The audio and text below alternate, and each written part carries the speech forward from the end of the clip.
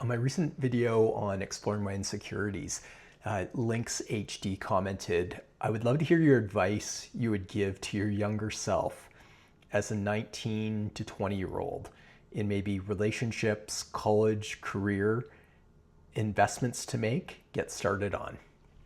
So I've been sitting with this for a few days thinking about, kind of what direction to go. And so here's part one. This is a great question because, it was about when I was 19 or 20 when I was just starting to have the first mentors come into my life and give me some reflection in terms of, what had helped them navigate this. So I hope in some small way that, I can share a little bit of insight. But when I look back at myself as a 19 or 20-year-old, I was so focused on, what the outside world was asking of me or the direction that they were pointing me in. So the first thing that I would have, given myself guidance on is to learn to listen inside, learn to, kind of listen to, those feelings that pop up when something feels joyful, when something feels peaceful. What that experience of, kind of love with friends and family, genuinely feels like, so that I would know the opposite of it when it shows up and, it's not that.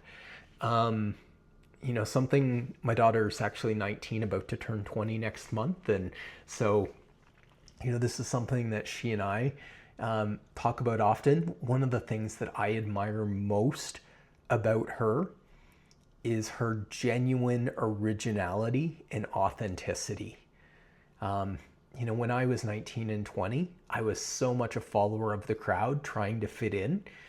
And she just stands on her own 2 feet and, really has this way of learning and knowing who she is and develops friendships that love and appreciate that about her.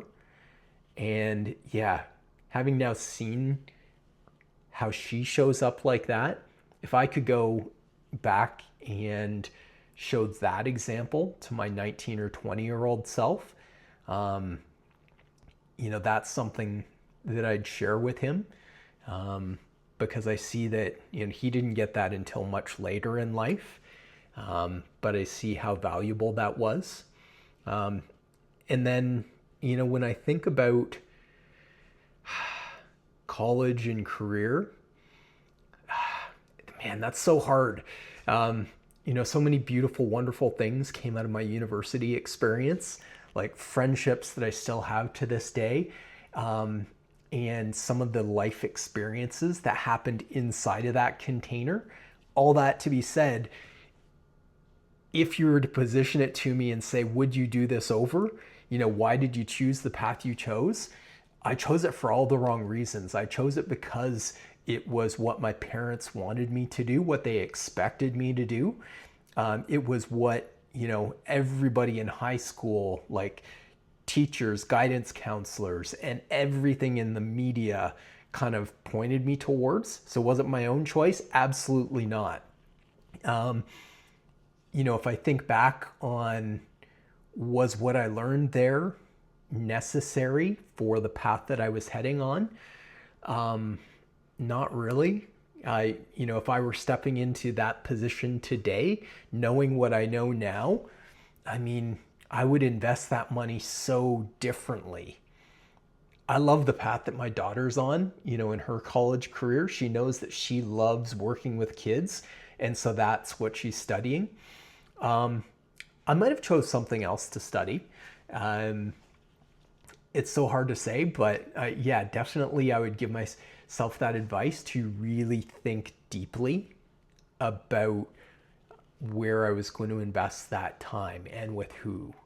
And then, from a career perspective, I wrote a post a while ago when I had the opportunity to take my daughter to an event that she volunteered at and started to make some great connections at. When I look back at how so many of the wonderful friendships and relationships and career lifting connections came into my life, they were through opportunities where I just raised my hand and volunteered to help with things. And so when I take a look back, that's something that I'd encourage myself to do more of at 19 and 20. I probably leaned into that a few years later. Had I jumped the curve on that, it might have created some more opportunities inside of my university experience. It happened in my last year. But yeah, definitely those are some of the key things that if I look back, I would love to give myself some of that guidance at 19 or 20.